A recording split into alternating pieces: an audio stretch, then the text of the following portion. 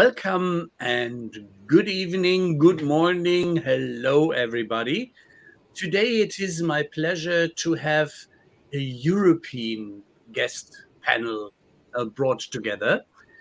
Marshall in Chicago, while our friend Thomas is on the flight, and Suvish, if I'm not mistaken, is in the Zoho office in Germany, in Essen.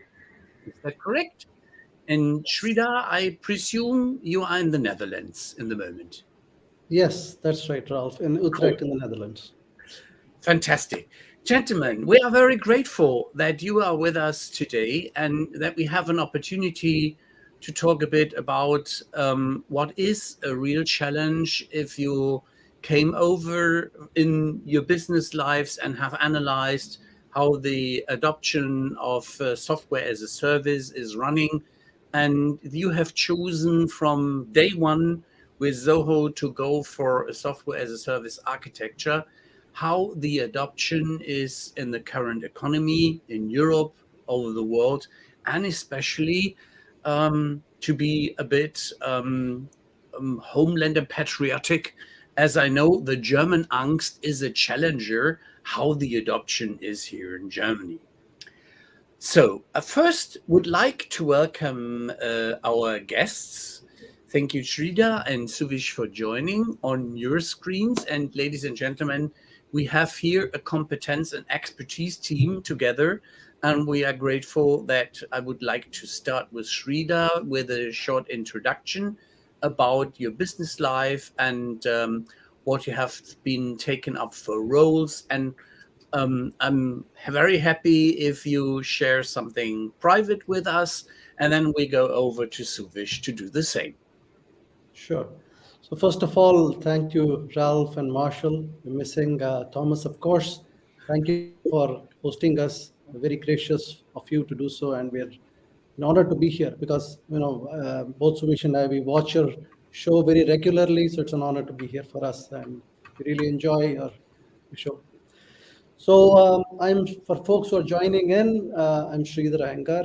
I head our business for Europe for Zoho. I'm based in Holland, or in the Netherlands, as they say, in our office in Utrecht. This journey for me in Europe has been around 5 years, marked 5 years since I moved from India to Europe.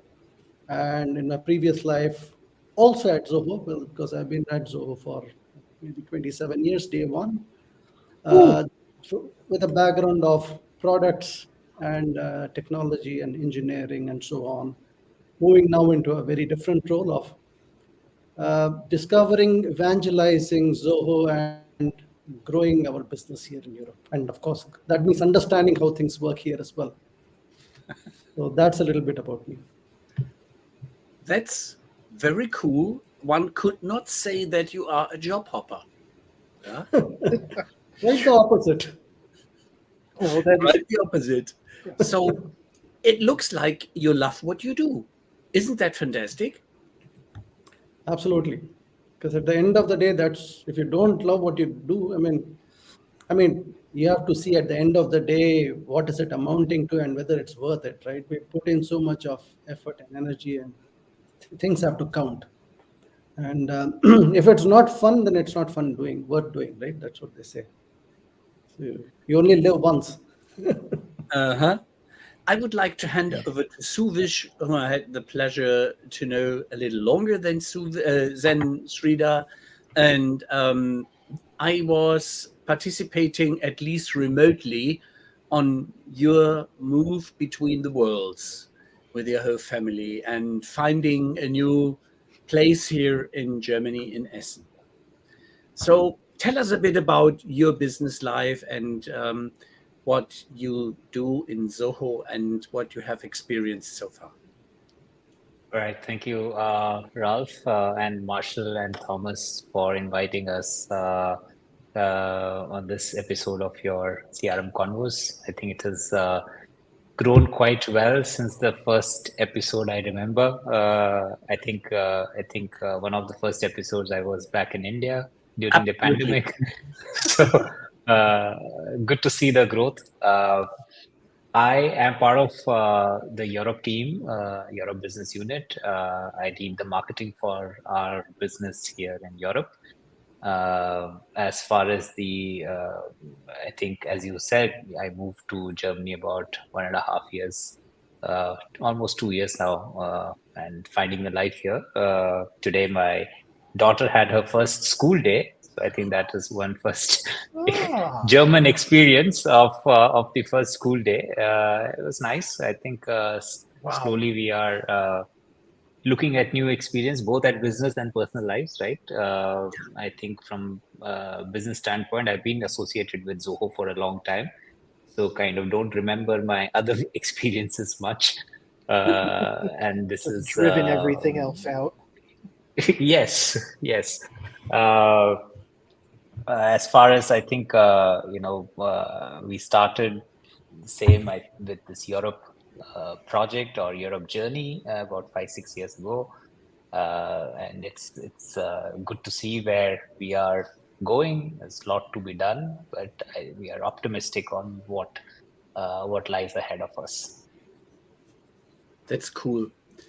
And coming directly to the aspect, Essen as chosen part to start your German headquarter is quite an historical, interesting area. A transformation where Zoho is, from the bottom of my heart, being a fantastic example, will help you to transform. And you are in a region which is very well known for manufacturing, coal mining, and heavy metal industry. So what is your first experience after finding a place for the company and also for yourself, aside of that fantastic experience that your daughter is now having her first school day, which is a milestone? And I can remember with my 3 boys, even that it's ages ago, it was an important part. So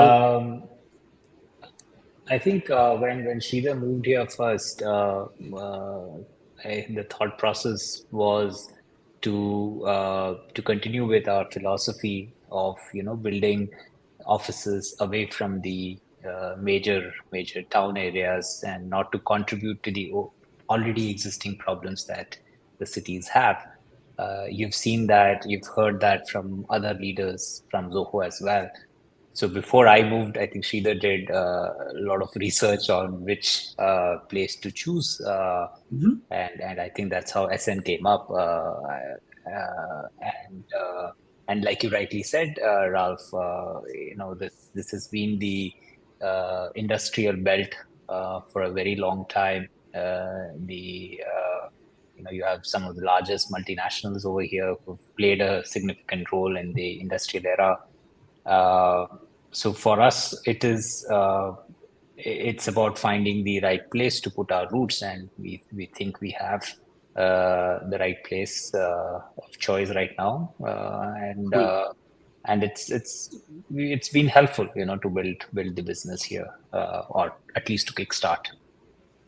Either do you want to add something on that? Yeah. So Since I think there are several places which one can consider as hidden gems in terms of locations where normally other businesses who are looking for to be in the most hippest part of the country would go. We would tend to gravitate away from there. For us, what's important is, of course, the connectivity, from both international but also national and between our own offices, connectivity, availability of people who can contribute to a company, which means talent, building up the talent, and then, of course, to be able to be grounded in that kind of a community slash area. And what was beneficial in case of SN was also it's a 2-hour commute from our office in Utrecht. So if you see, all our locations are never the tier 1 cities, although they're now becoming very popular, and we're thinking now everybody's coming to all these cities. So it looks like we picked the right bets. So Utrecht in the Netherlands, Essen in Germany, in France we picked Lille, and then in Spain we picked up Valencia, and in the UK Milton Keynes. So all these are kind of hidden gems that suit us very well, and all of them are very well connected. So, and that's important because there's so much of knowledge that's required in our field. So our own teams have to move around, and that connectivity is immensely helpful. Now, to what extent do you think that it's Zoho's influence that is making these places grow? Well, it could be very audacious to think that we're contributing yet. I mean, we just got started in all practical purpose.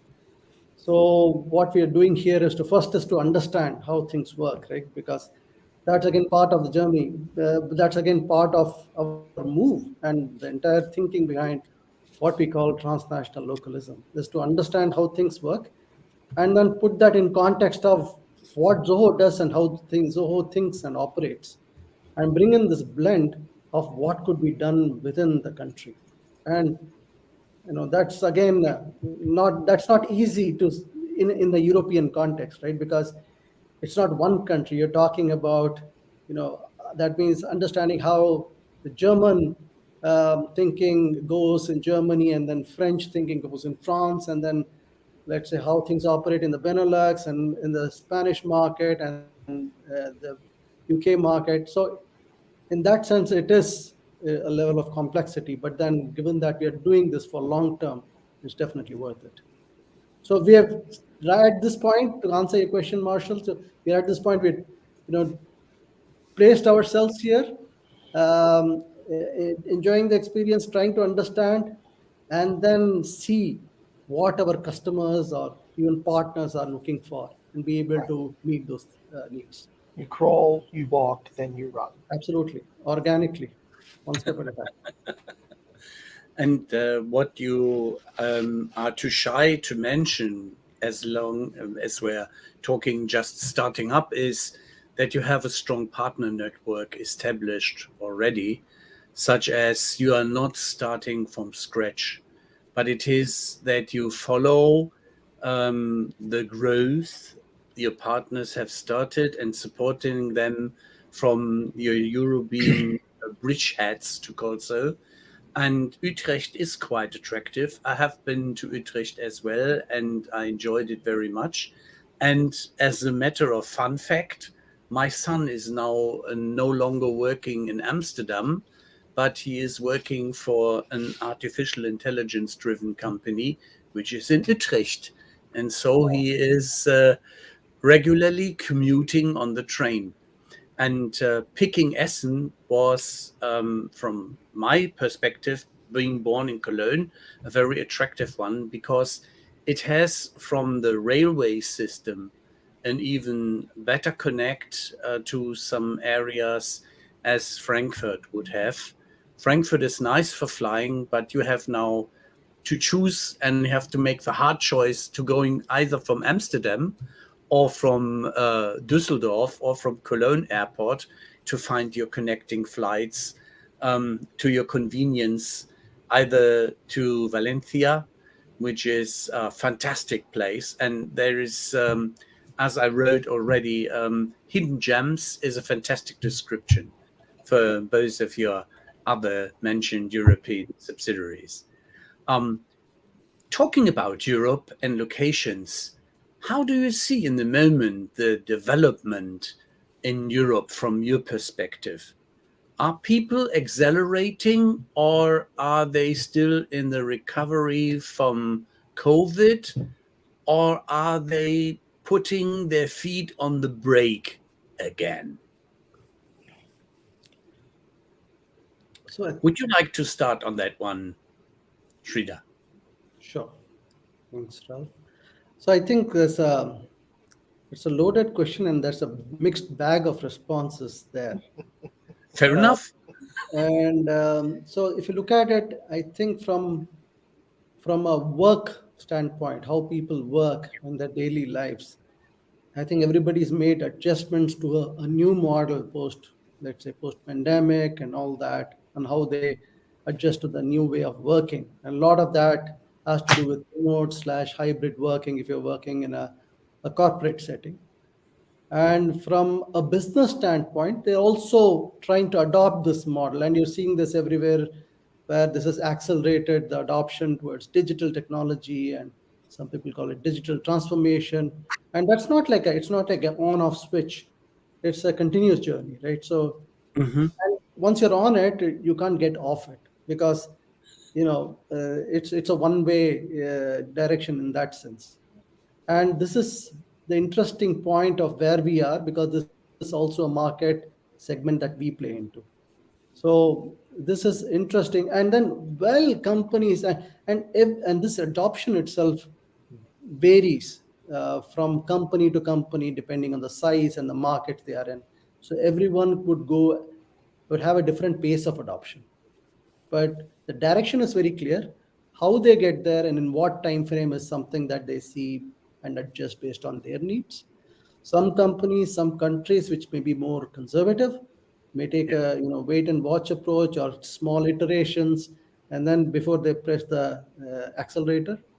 And some may just jump in and then be more experimentative and agile in that sense.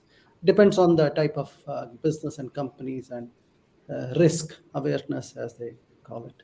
But we've seen a positive direction towards this, and of course, this is we are primary beneficiaries of this in our industry, in the SaaS industry, and so are our partners. So we're very grateful for our partners to be supportive of this. And some of them have been in business, have built businesses the last 15 years as well, here in Europe, to support this. So that's the way we see this. It's moving towards this direction and accelerate. So, would you like to add something to that? I think you've summarized it quite well, Sridhar. What we saw in the 2020, right, when pandemic hit us, all of us, there was this spike in adoption across our applications, not just Zoho, but in general as well, right? But then 2022, fast forward to 2022, you see things settling, and as the time ticking around, the economic pressures started mounting up. You see now people are more realistic. Businesses are more realistic on where to invest and what to derive out of the investment, right? So earlier it was anything that shines is gold, but now it is no more like that, right? It's businesses are asking tough questions to the vendors. Not just from the features or functionality standpoint, but their longevity. A lot of things got exposed in the last 2-3 years or 4-5 years, right? We see that the questions are more realistic now, which is good for people like us who believe in long-term sustainable business. What sort of questions are they asking? Questions are more in line with the company direction. We get a lot of questions around the sustainability part of it, not just the environmental sustainability, but how the company's position is, the foundation of the business, and things like that. In addition to the general questions on, if vendor A versus vendor B, they are providing same set of feature set, why should I pay 90% more? Now, this was always the reality, but people weren't questioning it. Now you see the questions coming more and more. And you also see in the market, vendors are also realizing that it's not anymore, any price tag they can put. So they are also coming with the starter packages of their solutions everywhere. And you see that's the reality of the market, because the large vendors are now realizing what can they sell to people, right, or to businesses. So yeah. Right. One interesting point on that, when you coming back to your to answer your question, Marshall, on adding to Suvish point, is what they're asking for. Again, they become, in the last few years, you've seen them become very conscious about things like privacy, security, much more than they were before. because there's a lot more awareness and about the negative impact of what will happen if they don't pay attention to that, right? And then, of course, there's also changing economic cycles, because in the last, let's say, 1 decade, where we were in a sort of a boom period, when things are good, nobody asks questions, and decisions get made very quickly. In a tough economy, that shows you, what resilient companies are made of, but also pushes you hard. I think companies which are built to last those times are the ones who are really resilient and can come through it stronger.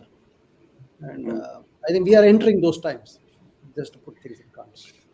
I applaud your approach, such as you did it last year in the European Zoholics, and I was overwhelmed when I just read in one of the comments from one of your colleagues from the US, who is very much focusing on the safest browser on all earth, ULA, and is delivering with some of the Zoho perspectives. He just wrote that you are doing a worldwide tour with more of at least 23 shows you are doing worldwide as the Zoholics format. And I saw you both in a new relaxed and enthusiastic spirit in Frankfurt last year, when you announced at a very early stage several new products, new bundlings, and you had your partners and your customers with you.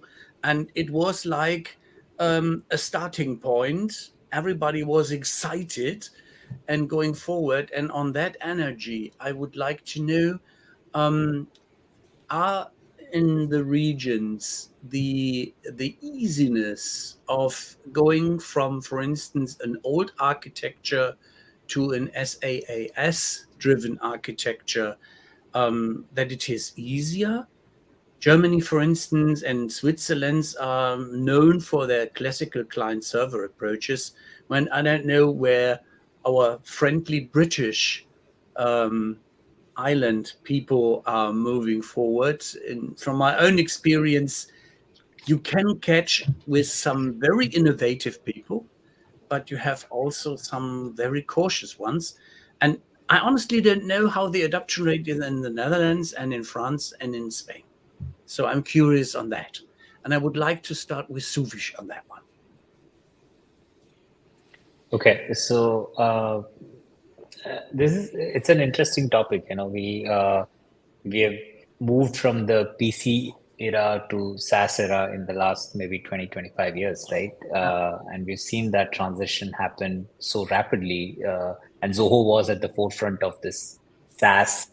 When this was introduced, Zoho had initial set of products already in the offering.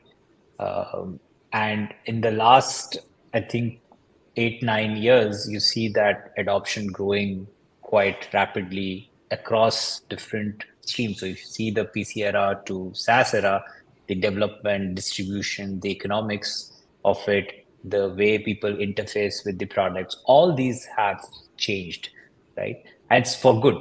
People are adopting it. Today, SaaS has become de facto way of using a software. Yes, it is in that same stage. And it is no different in Europe as well. Of course, the adoption varies across different countries, right? You see within Europe also, considering UK still part of this, the geographically, right? So you see certain countries within Europe, the SaaS adoption is quite fast, and it would match to some of the other countries where it came in earlier, like US. So UK would come closer to that. And some of the other European markets, for example, Netherlands has that similar adoption rate. Germany, as you said, Germany and Switzerland and the larger dark market has been on the slower adoption, but where I see and even when we see our customer adoption as well, things have picked up quite fast. people, businesses even in Germany, they see that, okay, there is a need for an agile way of using a software. I think from a growth perspective also, last when I was reading some articles, I saw that the SaaS industry in Germany alone is growing at 16-17% CAGR, which is a healthy sign. There are concerns. These concerns are mostly cultural aspect of trusting a vendor, the privacy aspect of it, and those things need to be addressed. We can't leave it behind. And that's where I think a player like Zoho comes into picture, because we, like Sridhar was saying earlier, the foundation of our business is around building that privacy, trust, security layer, and all of that. So businesses are seeing it, and hence the adoption as well. And would you say there is a difference in the sales approach, that it is easier to sell in one of the entities where you have started, such as, I didn't want to forget the UK, which is a very important place. You have done a lot of work there as well, and in the Netherlands. And what I learned from one of my former employers, formerly known as Systems Union, they love to play the ball between London and the Netherlands and Belgium, because it is just a quick jump on the ferry, and in an hour's time you are over in Great Britain. And it does have a lot of advantages, because in the Netherlands and in Belgium, as part of the Wallonie, where they're speaking French, it is very easy to go forward with a British English or with English at all. Yeah. So is it easier from the movies? I would say that even that I worked a lot of time and years for Frenchies, that they can be a bit as conservative, they even could top some of the German decision makers. What is your experience? Where to sell easiest? Was that directed to me, Ralph? Just jump in. Feel Okay. free. You have a bit longer in Europe than Suvish, so it's only fair. Okay, cool. So I think there are two parts to it, right? That's one is the market readiness to adopt technologies, or to basically accelerate decision making. That's one part. The second is our readiness to market. So there are two aspects of this, and they go hand in hand. So if you see the market side of it, some economies are early adopters of technology. We've seen this in the US, and to some extent UK tries to follow that. It doesn't mean that others are not moving fast enough. They are moving fast enough, but then there is a language barrier to that, right? Yeah. And if you look at us, let's say 10 years back, majority of our teams are based in India or some in the US, right? So we didn't have anyone who would be German speaking or French speaking or Spanish speaking per se. But that's one of the reason and really the visions for us to set up the foundation here, so that we have teams here who understand the language, the product, and who can work with our partners. Our partners have been here for a very long time, and build this ecosystem where the customers can see and understand and recognize this value that Zoho has, without the language being a barrier. And now as we start to build up these teams here locally in Europe, we are starting to see them see this value, and that will accelerate. Just because we speak the same language, but that's on our side readiness. That's what I was talking about. Mm-hmm. So, where do you see your personal experiences on that as well? Yeah, so I adding to what Sridhar said, right? So there is each of these countries, they work in their own ways, right? They have their own language. We as a company, we have to respect that, and that's what we are trying to do here, right? So our whole approach of this transnational localism is to build for the local community, and and that cannot be done if we continue to impose our own way of working, which is why we have, like Sridhar said, right? So we have teams here now. Of course, it's a very small start. And Ralph, you would see last year you were at Frankfurt Zoholics. I think in French Zoholics, I remember we just had 2 sessions in English. Everything else was in French, and people really appreciated that. And as we start building the teams here, customers who've been with us for so many years, we've been talking about our partners. Before we even set up our shop here in Europe, we've been having customers ever since we have had our company for last 20 odd years. There are customers who've been using some of our products for 12, 13 years continuously. I happened to meet some of them in the last 1 year. And all of them, when they see us locally present here, they see, okay, there is, we are respecting their way of doing business. And I think that's one positive part of this project that we have embarked on. That is cool. That also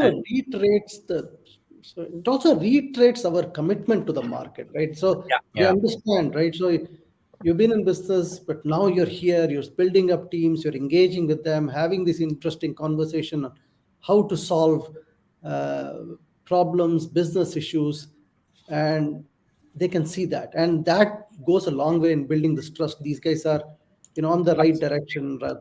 Yeah, absolutely. I agree, especially when I can recall the feedback from some new partners when they said how convenient and how easy it is when they can talk into their native tongue to their supporting partners, and that they encourage you to invest and get more people aboard, locally speaking, as we have the same, even that English is well adopted, it still is a matter of convenience. If you speak French, if you speak Spanish, if you speak German, as they feel you are one of us in the sense to speak so, such as they feel more adopted, more acquainted, more familiar. And building trust is exactly one of this. And you have a very strong aspect in delivering trust and reliability in your own data centers, and with a lot of technology which you developed solely in your own computing language, programming language, in low code, no code, and you came from your own ecosystem. And that is an important story which people probably do not know in depth. So what is, because I recall one of my first briefings and having Julie in not only in mind, but also on the phone, when I got a briefing on what Zoho is doing and the introduction of ZIA. ZIA is your bit and piece of, over the whole platform, not to narrow it down, of artificial intelligence, helping, guiding, and supporting.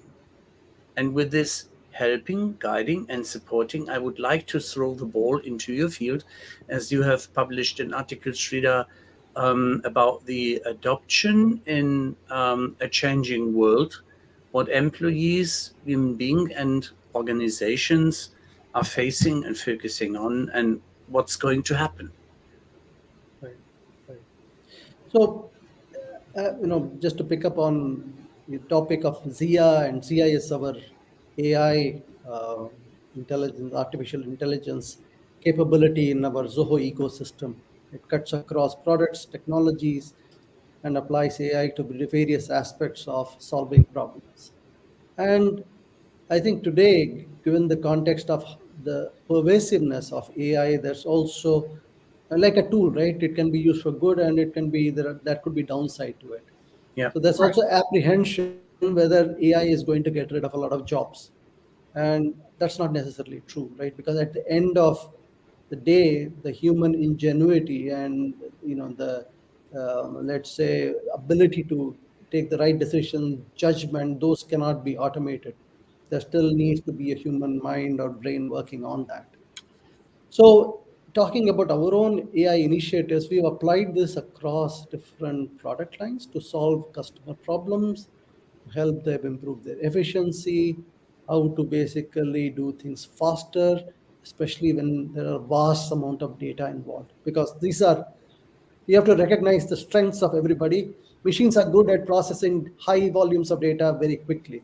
So you have to leverage that and present data to humans who can take the right decisions. So you have to complementally, use technologies and humans and machines in a complementary way, and that's the win-win. But yes, this is a very big part of our strategy, as it is for every company out there. But you have to use it in a wise way. What I mean by wise way in the Zoho context is we're very big on privacy. We using AI technologies in a way that doesn't compromise your customers' privacy, customers' data. Do your customers find it to be a relief that you're so focused on privacy? It hasn't really been what a lot of SaaS vendors lead with. It's an extra factor. If you read the news, I would like to add to Marshall, I was yesterday really getting upset because I'm using a software tool for the meeting communication aside of, they start both with that. Yeah. I like Zoho Meeting very much, and sometimes I still use another one with that. And instead, as you are asking politely if I'm allowing you certain things to do and to educate Zia, these are simply changing the terms of service and condition in line 500 and so on page 60. And from the moment on, chuck, they use everything I talk, my customers talk, every school kid which is using the software talks for training of their AI. That is extremely disturbing. Yeah? You would see me, if you would have experienced me yesterday, I was shouting. Yeah, I was really upset. And that is one of the strong points I honestly embrace and admire with Zoho and the experience you deliver to your customers and also to us, as we follow the path of your development. And so when you came to Germany, Suvish, what was your first indication of the AI challenge and which industries are easiest to adopt? And where can Zoho serve? So as far as I think coming back to Germany as a market, when we see the market, irrespective of AI or whatever, right? The business here works a lot on trust factor, right? Good. And if you look back 2018 when GDPR was launched across Europe, the whole premises was tech vendors and in large many businesses exploiting data of regular citizens, right? So on top of it, you have various technologies that are out there. Now, AI is one such technology, right? So as far as the market is concerned, if they are aware what the data is going to be used for, then businesses don't have issues with that. It's when the things start getting into the gray zone where they don't have any clue on what the data is being used for, is where the trust factor starts deteriorating. And this is common across technology spectrum. AI is just one part of it, right? So there is so it's not, I don't see this as a very particular thing for Germany, but you go to Austria, you go to Netherlands, there are concerns of how this data is going to be used. So in AI, I think more than the factor of whether it will replace humans, and as Sridhar said, right? So it's always there's need for complementary skills, right? So AI can automate certain things, and then there is a complementary skills that are required to develop them and support them. But then more than that, the fear today is what is going to happen to my data, and that's where we as technology vendors, we have a responsibility to our audience.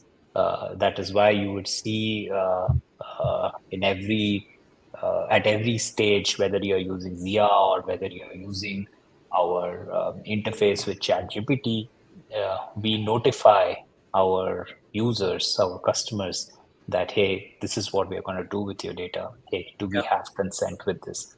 Right? Even you go to our website, we don't use any third-party cookies. Of course, there are difficulties. I am from marketing, so I know the difficulties of not having that visibility. But at an organization level, the philosophy is that you look at the larger picture here, right? So one angle to it is we are spending €1. Are we getting something back out of it, right? The second angle to this is where are we sending the data of our visitors? They are coming to our website to get some information, but in return, we are unknowingly sending that data to a third-party server, and we don't know what's happening with that. So, so this becomes the foundation of the business, and that's what people like to see, the transparency, right? And you see that now more and more businesses, similar vendors who are adopting this similar philosophy, and people are appreciating that. And just wondering, in which industries you have seen a lot of progress in adopting to SaaS, and where could you enable quick wins? So from an industry standpoint, as Zoho as a vendor, we are industry agnostic, right? And you see technology industry as one of those early adopters, technology, IT, ITES, and of course there is also familiarity with Zoho and that industry, right?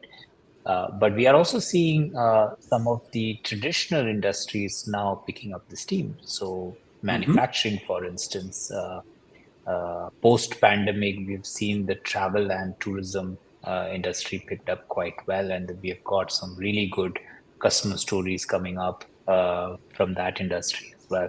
So I think there's a push that's happening across the industry. Of course, some of the regulated ones are difficult to adapt, difficult to be so agile. And it's just the nature of that industry. If you take, for example, sensitive industries where you have healthcare data, or you have the government industry, public industries, right? There, even the technology has to support certain compliances that are required. So, of course, those industries have taken time to adapt SaaS and cloud in general.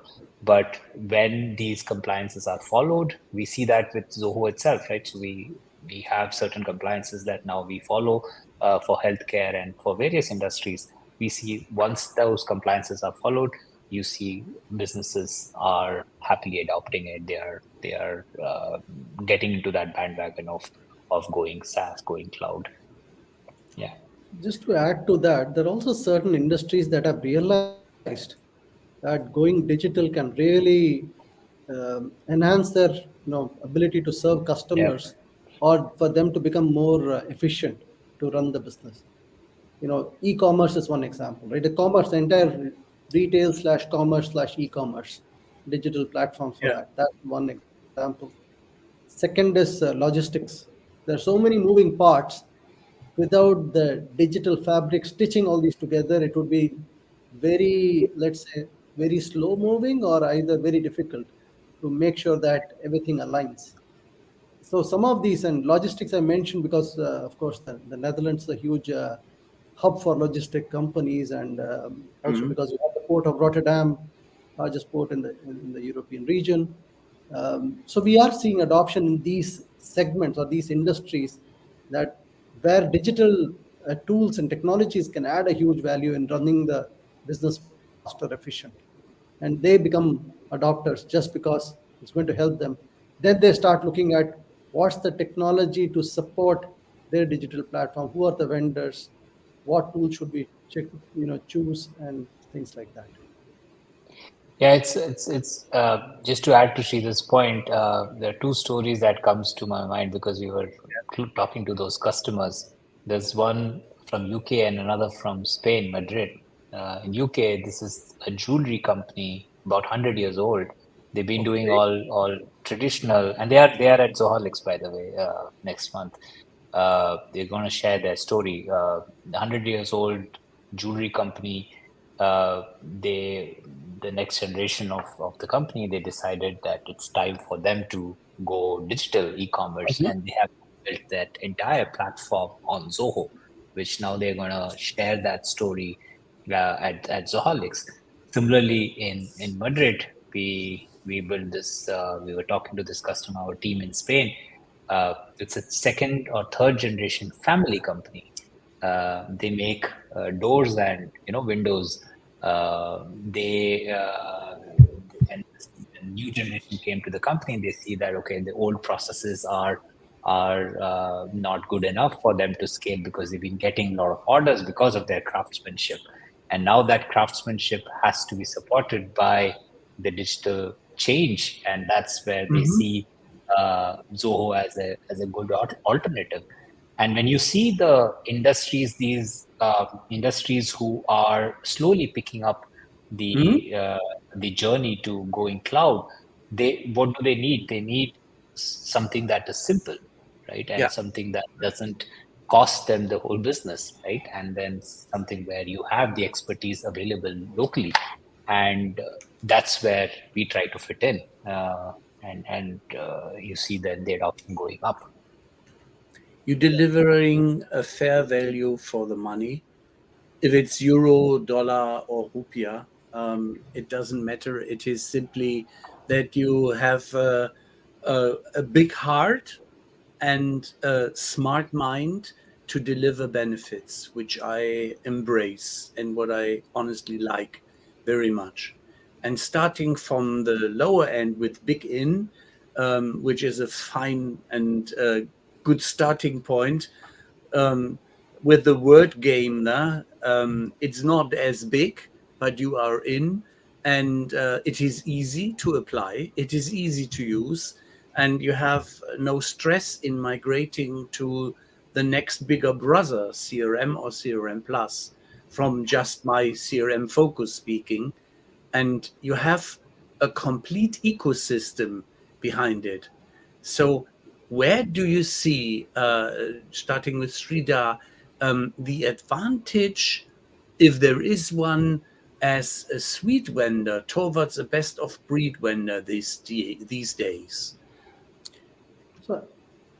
So my point of view on that, Ralph, is historically customers always had to choose between a best of breed solution and a suite vendors.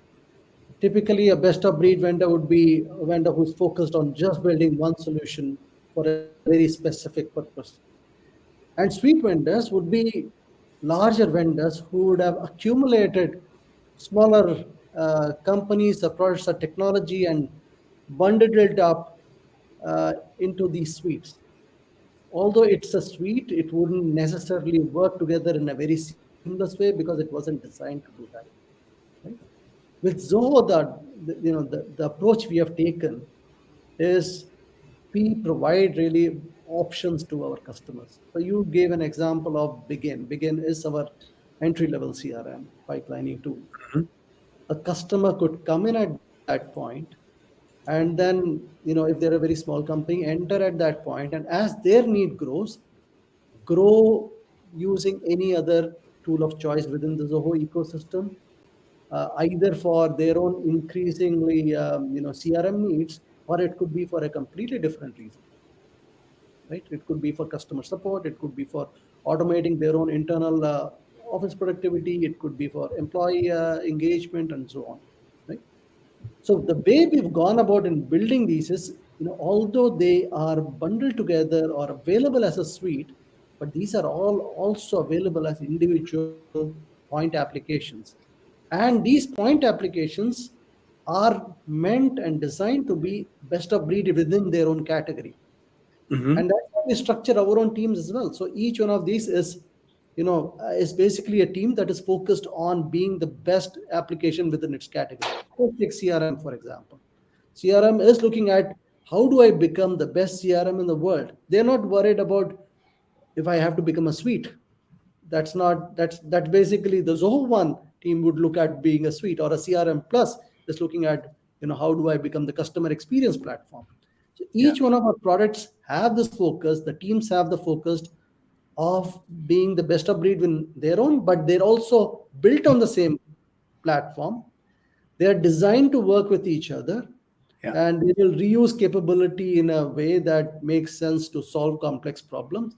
And that makes it easier when a customer uses a suite. They automatically get this benefit of this tightly coupled integration, solving problems where one application can talk to each other, use data from each other, just because it's designed by the same vendor, built on the same platform, and things like that.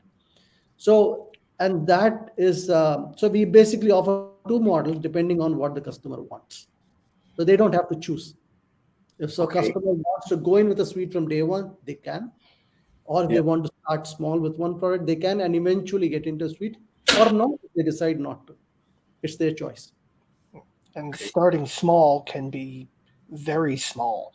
One of the things that intrigued me most at the last Zoholics here in the States was the introduction, the beta rather, of things like Zoho Solo, Zoho campaigns, things aimed at very small businesses, even solopreneurs.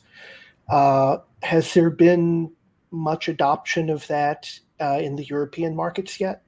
If you can talk about beta. Yeah, so some of the, I'll make a general statement. In general, what we see is there are products which we start out as beta in certain markets and see the adoption before we position it for a different, another market, another region. And in some of them, they're still undergoing the beta phase.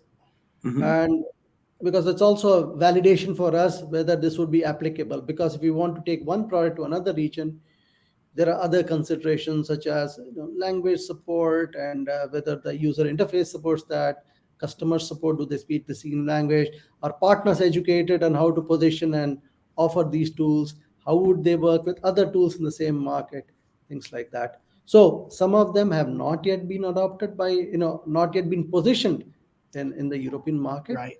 Some of them have, but then where we, let's say, push or position our products in the region, we also have to make sure that that's well supported, from a local regional standpoint.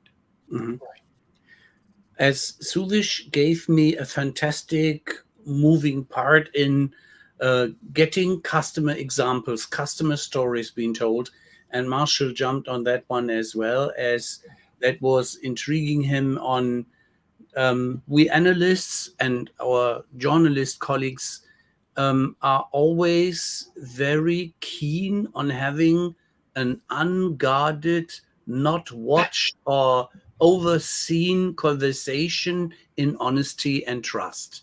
So from point one, and from the starting point, when my colleagues were at an event in Austin, in Texas, they say, wow, that is overwhelming. There are a lot of customers there. They talk with you at easy access. You can get everything. They just give the heart on the table and you can honestly talk with them and nobody is interrupting. Yeah. And speaking of Zoholics, would you share with us the Cologne Zoholics, when the date is? And I trust that you will surprise us with some user stories as well there. So Cologne, Zoholix is on 26th and 27th of September. It's in a very popular destination in Cologne. I think people who are in Cologne and I just around. love it. So it's not a typical tech event No. destination. But we don't have the carnival theme, but then we have the carnival destination, right? So so this year's Zoholix in Europe, we start with UK on 21st, and then we come to Cologne. And with Zoho, there's one thing that is constant is we keep developing new things, right? So we'll have some new announcements at Zoholix as well, and some specific to Germany. Announcements specific to Germany will make at the Zoholix. So for our customers who came to the event last year, we did a lot of new releases, new products, new functionalities. This year, our focus has been to show the adoption, right? So of course, we're going to talk about new features, but then also we've been really humbled, grateful to our customers who've agreed to share their stories on stage. So this year again, we'll have a lot of our customers who are going to talk about the new functionalities that we have launched and how that's helping them over the last year or so. So the theme of this year's user conference is to hear from customers how they are using Zoho in their day-to-day business, and that's across our 5 Zoholics that we are doing this year. I also, we love the customer access, as Ralph said. And another thing that I enjoy about seeing your customers is they usually have questions for you. You know, they're not just there to present, they are really engaged in the whole process. I like that. I mean, in fact, I would share this. I was with this panel customer, and he asked me, "Hey, Suvish, I have some feedback. Can I share it during the panel?" And we said, like, we don't want any sugar-coated answer, right? Because then it looks like a staged discussion. So you have anything to share, feel free to share. And that's what happens with analysts or journalists, whoever is there at the event. The idea of Zoholix is for them to be closer with Zoho, share their feedback, them to be closer with each other, other businesses. So it's open to all. I think that's an integral part of our culture, the transparency and access, internal or external, meaning internal as in to employees or to external third parties. So. And you now just have experienced that we love that attitude, that transparency, and that easiness of talking and sharing perspectives and trends and points of view, as we had nearly 1 hour together with you already, and time is flying. And I would like to utilize one of the things Thomas is famous for. He's asking our guests or the guest for a statement. We call it the famous last words. Not that we wouldn't like to see you another time shortly, but that we wrap up in a kind of what would be, Suvish, your call to action, and as well, Sridhar, your call to action, where people should progress for the rest of 2023, as they nearly still have half a year to go forward and do thrilling, positive things? I think, because I can talk from my personal experience standpoint, so it's more stay focused, stay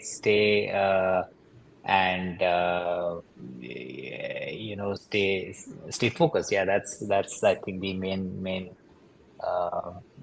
philosophy to follow. Okay. Keep going forward. Yes. Yeah, it's like from Finding Nemo, just keep swimming. Yeah, for me, we are here in Europe. We're putting down our roots. We are here to stay. Just connect with us. We are in a city, hopefully not too far from you. You can visit us either on our website or offices or in our Zoholics event. I mean, just to chat, just to have a conversation. And or if not, we will learn something about each other. So we are here. We're happy to connect. Fantastic, gentlemen. It was a pleasure having you. Now we will go shortly backstage. Please take care, everybody. Next Tuesday, we are on the topic of AI with Michael Wu in some more detail. And thank you for your encouraging words that AI is not the monster, but the opportunity to upskill and make a better one or better self of yourself by utilizing and meeting customer needs smartly. Yeah, I like that one. Okay.